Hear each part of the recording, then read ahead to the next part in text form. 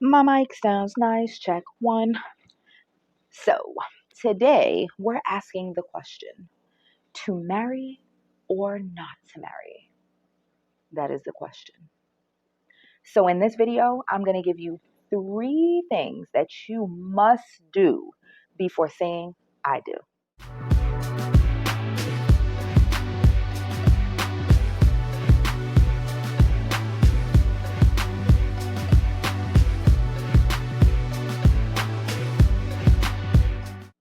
Welcome to DestinationDionna, your self-help learning library, where we discuss all things mindset, manifestation, and marriage.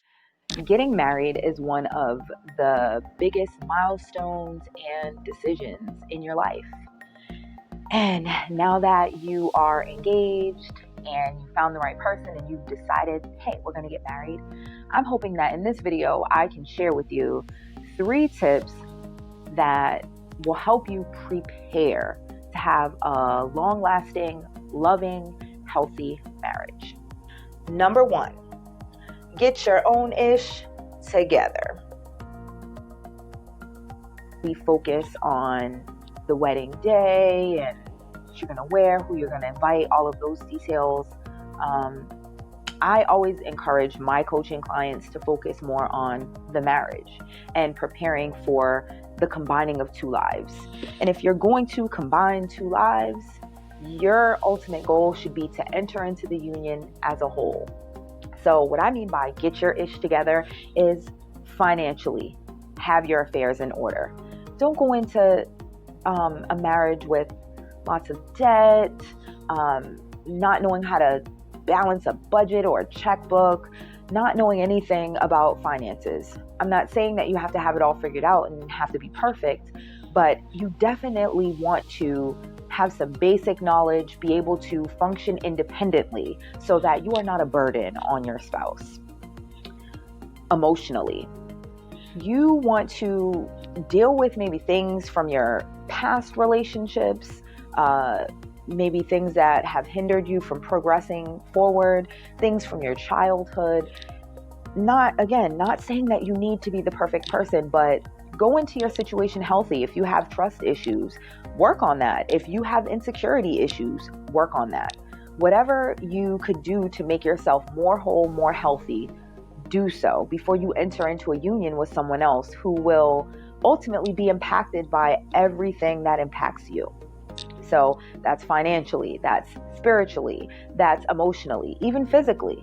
If you are not 100% satisfied with how you look, get out there, work out, make those improvements, get into those healthy habits now.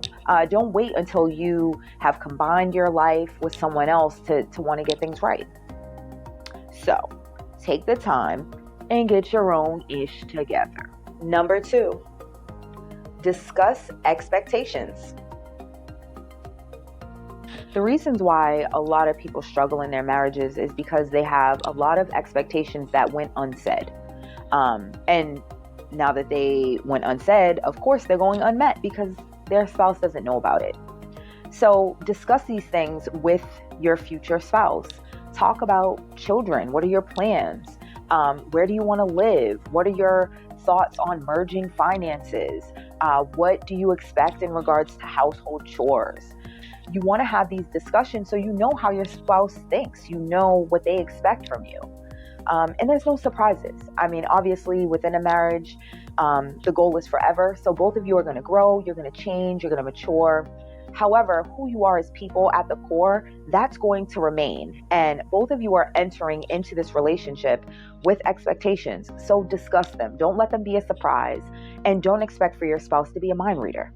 Number 3, get premarital preparation with a professional. Listen, I've been married for 2 years. I'm a relationship coach. I knew that we were supposed to have premarital preparation, and we did not do it. We were so focused on, we already have our kids, we're already living together. So in our case, we kind of went forward with the marriage. We didn't even have a big wedding or anything. It was very intimate, just us and our kids. But looking back at that, I still wish that we would have taken the time to sit with a professional and talk about our expectations and kind of get that neutral third party to help us navigate and prepare. Luckily enough, both of us are very diligent about continuing to improve and working on ourselves, so we work through that. However, don't work through things that you don't have to. If you take the time to prepare for something, you're so much better off when you get into it.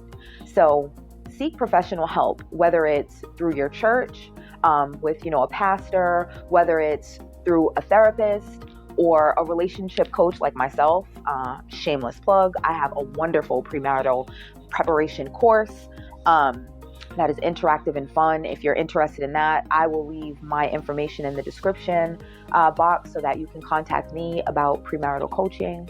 But even if it's not me, do some sort of premarital preparation together. A course, coaching, a therapist, a pastor. Do something with a professional that is prepared to help you navigate through this transition. And most premarital preparation has some sort of follow-up, like after you've actually been married. So that's an added benefit where you'll have somebody to kind of check up and keep you guys accountable. But don't skimp on the premarital preparation. I definitely recommend it. And if you've made it this far in the video, I definitely thank you so much. If you're not a part of the DD tribe, go ahead, hit that subscribe button. Make sure you like the video, leave a comment, let me know what you think about the tips. And I'm going to go ahead and drop one more bonus tip on you. There's a book called The 5 Love Languages. I swear by this book. I tell all of my clients about it. And actually on the website for the book, they have a quiz that you can do to find out what your love language is and what your partner's is. I'll leave all of that information in the description box as well. I recommend taking the quiz, finding out what your love languages are, so that you can prepare and know. If your love languages aren't the same, you may have to do a little bit more work to actually learn about your partner's love language. This will help you so much, because what often ends up happening is we tend to love how we want to receive love.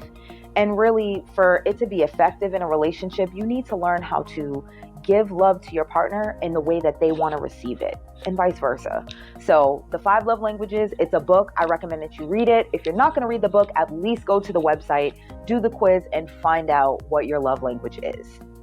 So those are the 3 tips that I say you must do before saying I do.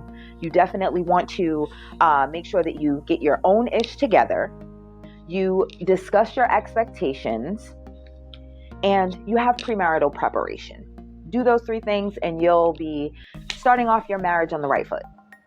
Thanks again for tuning in, and I'll be back next week with another video.